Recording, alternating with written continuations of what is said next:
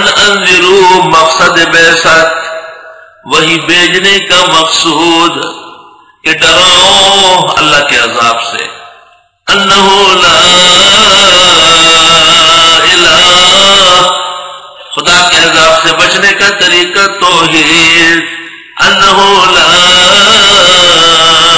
الہ، اللہ کے قہر و غضب سے بچنے کا طریقہ صرف اللہ کو حاجت روا ماننا، انہ لا الہ، کوئی کارساز نہیں، کوئی دور و قریب سے سننے والا نہیں، کوئی غوث اعظم اور فریاد رس نہیں، کوئی دستگیر و داتا نہیں، الا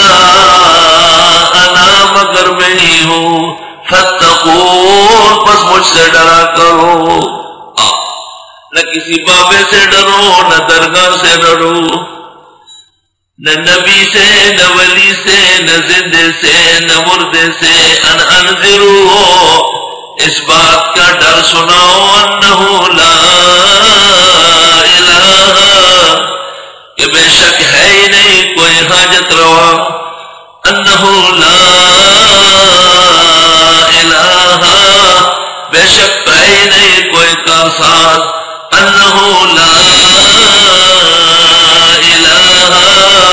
بے شک ہے ہی نہیں کوئی مشکل کشا، الا انا، صرف میں ہوں، خبردار کوئی میرے ساتھ شریک نہیں، نہ آسمان میں نہ زمین میں، فاتقون، پس مجھ سے ڈرو، الرد المشبہ علی المبتدی، الرد المشبہ علی المشرک الذي يعتقد بأن الأنبياء والأولياء أحياء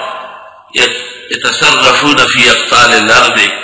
ينفعون أحباءهم ويضرون أعداءهم،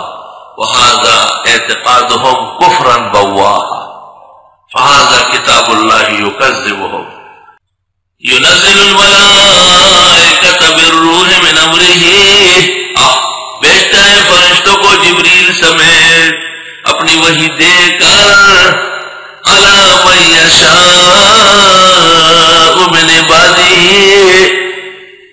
اس پر جس کے لیے چاہے بندوں میں سے،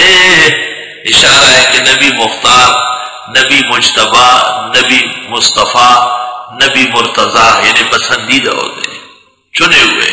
ان انذروا، کہ ڈراؤ، انہ لا الہ الا انا فاتقون، وہ کون ہے جس سے ڈرے ہوئے، ڈر تو اس سے جائے، خلق السماوات والارض بالحق، پیدا کیا آسمان و زمین اس حق سمجھنے کے لیے، حق سے مراد توحید، تعالی عما یشرکون، بزرگ و بدتر ہے ان باتوں سے جو شریک ٹھہراتے ہیں، خلق الانسان من نطفہ، پیدا کیا انسان کو ایک بوندے سے، ذرا سے قطرے سے، قطرے کے بھی ذرے سے، ذرے کے بھی ذرے سے،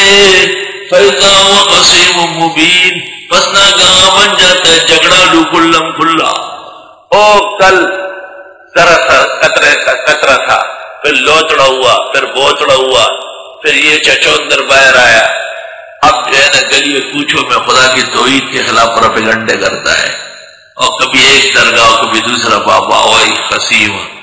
وہی ناحق لڑنے والا، وہ بے شرما،